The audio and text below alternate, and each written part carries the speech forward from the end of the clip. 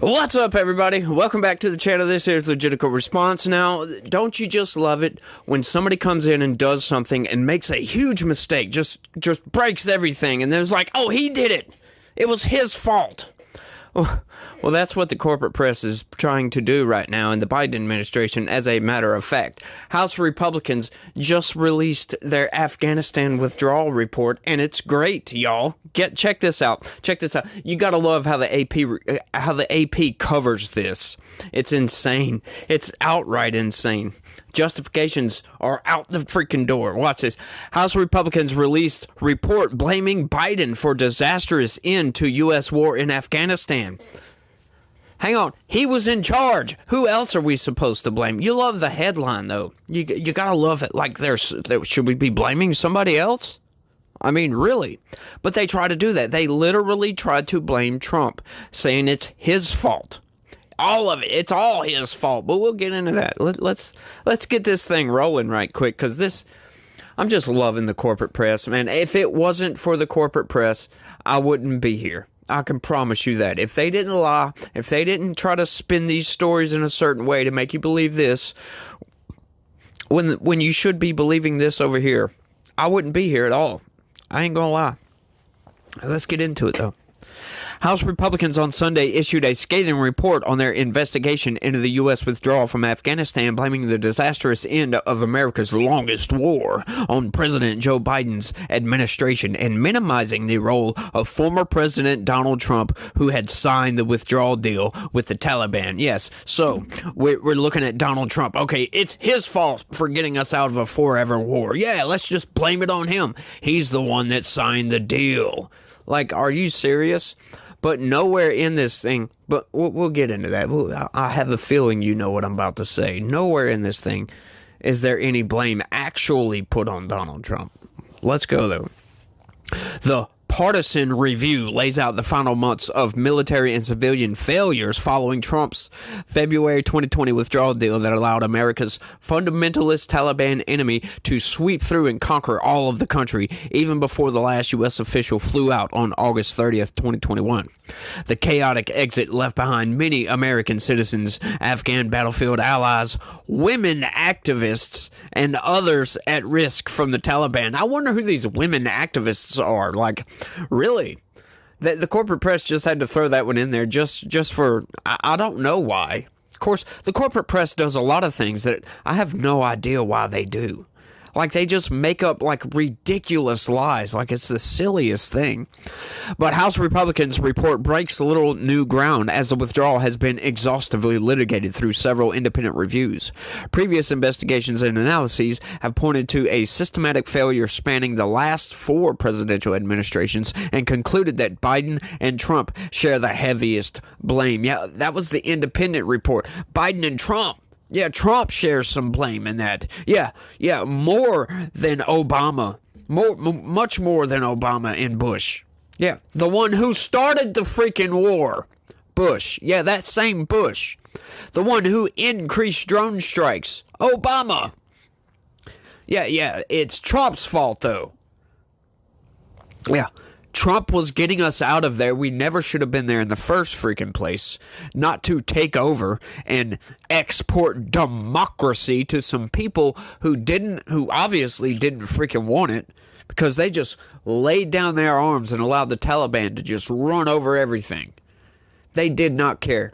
Didn't want our democracy. Yeah, that goes to show you what they think about democracy. Texas Republican Rep. Mike McCall, who led the investigation as chairman of the House Foreign Affairs Committee, said the GOP review reveals that the Biden administration had the information and opportunity to take necessary steps to plan for the inevitable collapse of the Afghan government so we could safely evacuate U.S. personnel, American citizens, green card holders, and our brave Afghan allies. At each step of the way, however, the administration picked optics over security, he said in a statement. Yeah, and I will take that as the truth right there, because why? We were supposed to get out of Afghanistan in May, but guess what the Biden administration just, in their infinite wisdom, decided outright there. No, we're going to leave on September 11th, the 20-year the 20-year anniversary of September 11th, 2001. Like, huh? Why? That was like a day that'll live on in infamy, if you will. Like, that's one of the worst days in modern American history, and you want a victory to come on a day of mourning. Yeah, that makes absolutely no sense. That was a stupid move on behalf of Joe Biden. Stretching it out for, what is that, 6 months? I'm sorry, 4 months. I don't know where I got 6 from. I was just guessing. But yeah, stretching that out for 4 whole months. Why? For optics, obviously.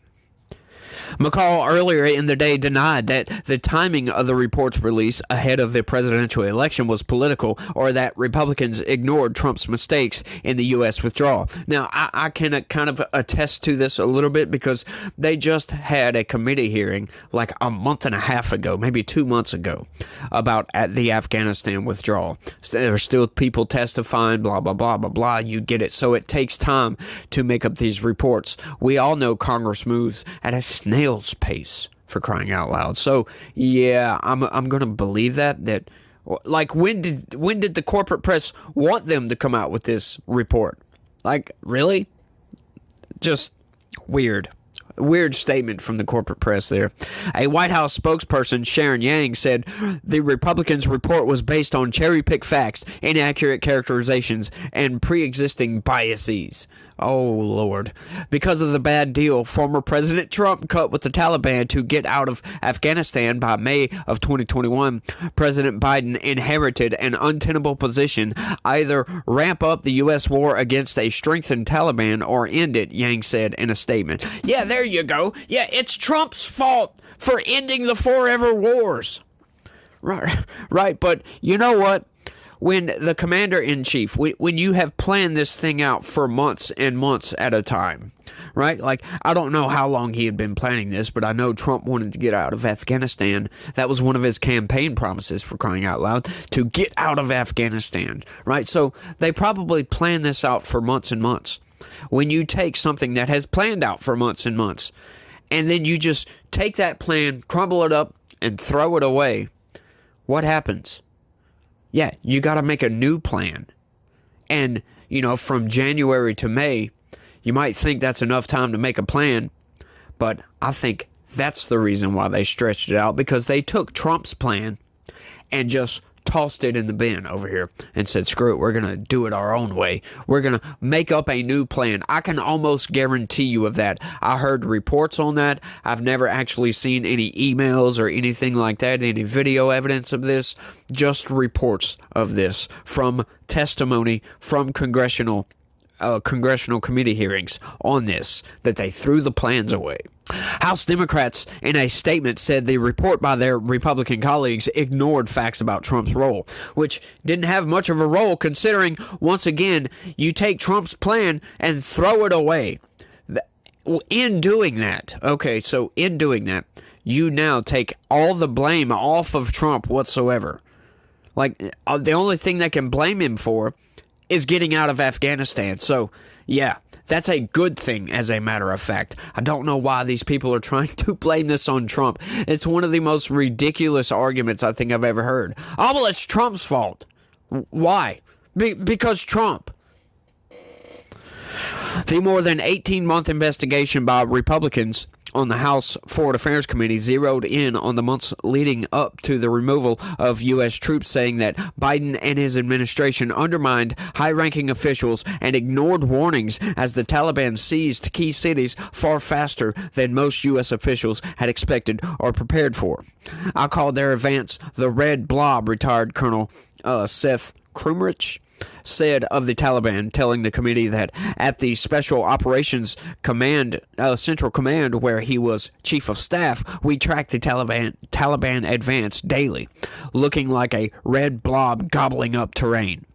Republicans point to testimony and records that claim the Biden administration's reliance on input from military and civilian leaders on the ground in Afghanistan in the months before the withdrawal was severely limited, with most of the decision-making taking place by National Security Advisor Jake Sullivan without consultation with key stakeholders. That's insane and sounds about right, because the Biden administration and their infinite wisdom, they just do things their own way. They don't care about law and order. They don't care about the Constitution. They don't care about Supreme Court decisions. They don't care about none of that. They're going to do things their own way. And if you don't believe me, like if you're new to this channel and you're thinking, well, that's kind of crazy, that sounds hyperbolic as hell, go look through my video archive. I can promise you, they don't care at all. This is why I don't like the Biden administration very much, and I refuse to support Kamala Harris on those grounds, because she is not going to be any different than him. As a matter of fact, sure, we might get a little bit differences here and there, minor differences, just really don't matter. We're going to get more of the same. She's an establishment politician, like Cenk Uygur said in my video Saturday. Yeah, she's just a normal politician. Oh my God, guys, she's just a normal politician. So scary. Yeah, that's my impression of Cenk Uygur. Partly, that's him sane. My impression of him when he's getting all riled up is like, you want to talk that? Yeah, you're crazy. Yeah, that's what he does. Sorry about that, by the way. Yang, the White House spokesperson, denied that, saying the administration had sought input from officials in Kabul and others across the U.S. government. Yeah, but who? You could say who. You could put out specific names, but instead you just go, nuh-uh. The report says Biden proceeded with withdrawal even though the Taliban was failing to keep some of its agreements under the deal, including breaking its promise to enter talks with the then U.S.-backed Afghan government. Former State Department spokesperson Ned Price testified to the committee that adherence to the Doha Agreement was immaterial to Biden's decision to withdraw, according to the report. So once again, that's more evidence toward Joe Biden just said, screw anything and everything Donald Trump did. We're doing the opposite of that. That's exactly what... Like, I'm really surprised that Joe Biden didn't just decide to stay and say, screw it, we're not leaving at all. Earlier reviews have said Trump also carried out his early steps of the withdrawal deal, cutting the U.S. troop presence from about 13,000 to an eventual 2,500 despite early Taliban non-compliance with some parts of the deal, and despite the Taliban escalating attacks on Afghan forces. Yeah, but they didn't escalate attacks on U.S. forces. Yeah, that's a key part of that deal, as a matter of fact. We learned that, for a fact, no U.S. troops died in the last 18 months of the Trump presidency. No U.S. troops died in Afghanistan. I wonder why that is. That's because Trump showed a picture of the leader of the Taliban. I forget his name right off. Probably couldn't pronounce it anyway because, yeah, I'm incapable of pronouncing any names from outside of English language because I'm an idiot. But, you know, that's neither here nor there. But showed him a picture of his house, and he's like, what are you showing me that for? Yeah, you know why I'm showing you that, because I'll blow it up. That's what Trump told him. And guess what? They left the U.S. troops alone. Not a single soldier died, as a matter of fact. But the corporate press doesn't like to report on these things because it's favorable to Trump. And they don't like anything that's favorable to Trump. Yeah, the House report faults a longtime U.S. diplomat for Afghanistan, former Ambassador Zalmay Khalilzad, not Trump. For Trump administration actions in its negotiations with the Taliban, the new report says that Trump was following recommendations of American military leaders in making sharp cuts in U.S. troop numbers in Afghanistan after the signing. Yeah, that sounds about right. We were still in planning when Kabul fell. So, once again, that points to evidence that states that Joe Biden just took Donald Trump's plan and threw it away and made up a new plan, which is outright ridiculousness because, once again, you're putting optics over logic here. And when it involves American soldiers' lives, yeah, that's evil, folks. That is outright evil. The report also goes into the vulnerability of U.S. embassy staff in Kabul as the Biden administration planned its exit. Republicans claim there was a dogmatic insistence by the Biden administration to maintain a large diplomatic footprint despite concerns about the lack of security afforded to personnel once U.S. forces left. You love how they say that. They say, oh, Republicans say.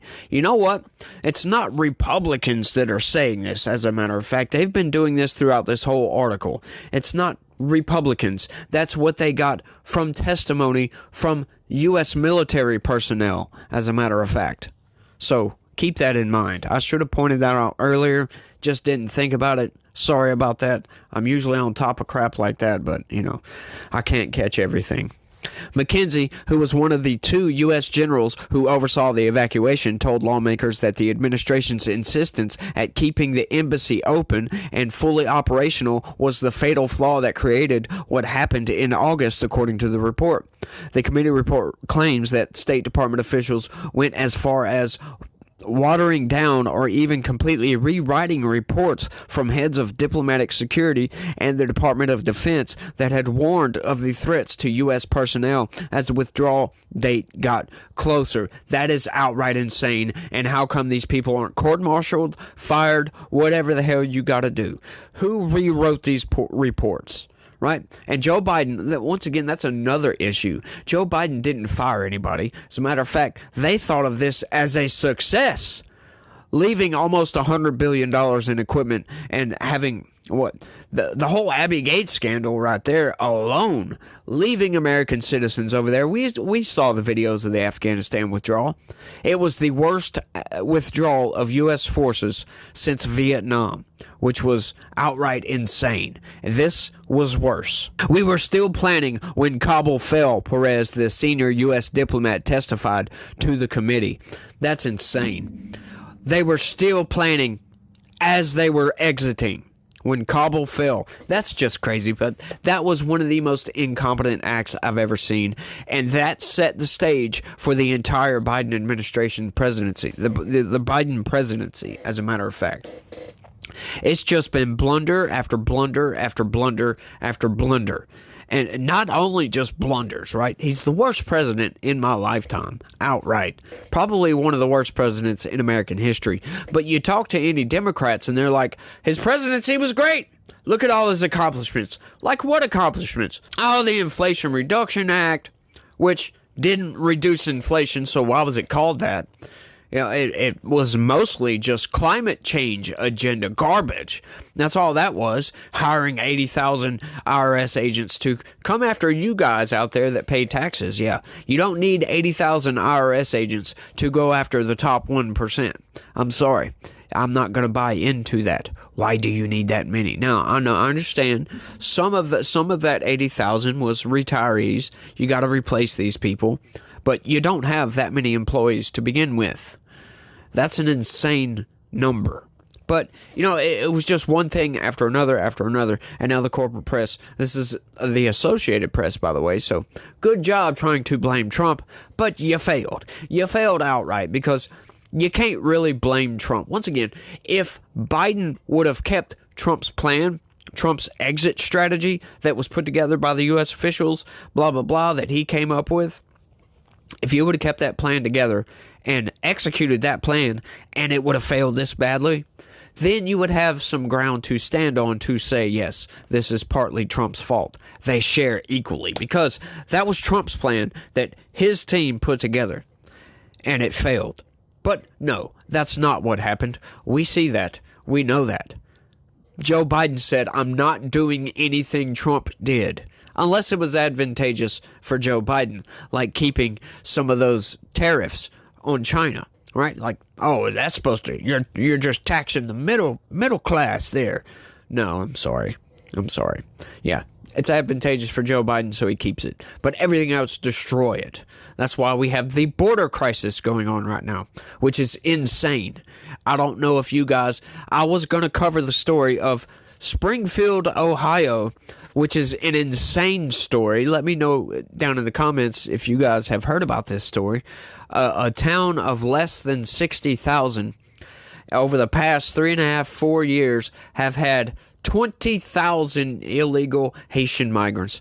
They say illegal migrants, but if the Biden administration just flew these people in, yeah, who's to say that they're illegal migrants? Right? I mean, the Biden administration flew these people in from Haiti. So if the Biden administration is smuggling humans into the country, is it really illegal at that point? Because they're the top law enforcement agency in the country. Or they're supposed to be. The executive branch is supposed to uphold the Constitution, defend the Constitution, keep the citizens safe, and conduct foreign policy. That's what they're supposed to do. But is that what they're actually doing? No, they're not. They're breaking federal law by allowing that southern border to be wide open. And not only that, it's not only that there's millions of people have come across that southern border in the past 3.5, almost 4 years. It's the Biden administration is flying these people in. They're importing citizens illegally. So, I mean, how do you defend against that, right? Like, no border wall could stop that. It's insane to think that, hang on, we can't get enough people across our southern border. Let's fly these people in on taxpayer dime, by the way. Taxpayer dollars paying to import humans into the country. That is one of the most insane statements I think I've ever made. When the president of the United States is illegally flying people in, what incentive do I have to not go out there and break the law? When the president of the United States can get away with just about anything he wants to, it seems like. How come I can't get away with anything I want to? Like, where's the incentive for me to be a good, upstanding, productive member of society here? I can't see one. Not with the Biden administration, that's for sure. And do we think Kamala Harris is going to be any different? Yeah, I don't think so. But I think I've rambled on for long enough on this one. Y'all let me know what y'all think about all this down in the comment section. Do you find it just insane that the corporate press is trying to blame Trump for this? Like, or do you actually have some critique for Trump in all this? I mean, he is the one that gave us the deadline for getting out of Afghanistan. Me, personally, I'm glad for that. We don't need to be exporting democracy to some people that don't want it, for crying out loud. It's just insane arrogance, if you ask me. It's arrogant of us to do that. Crazy, but that's all I got for this one. I want to thank everybody for watching, and y'all try to have a good day. Stay legitical. Peace.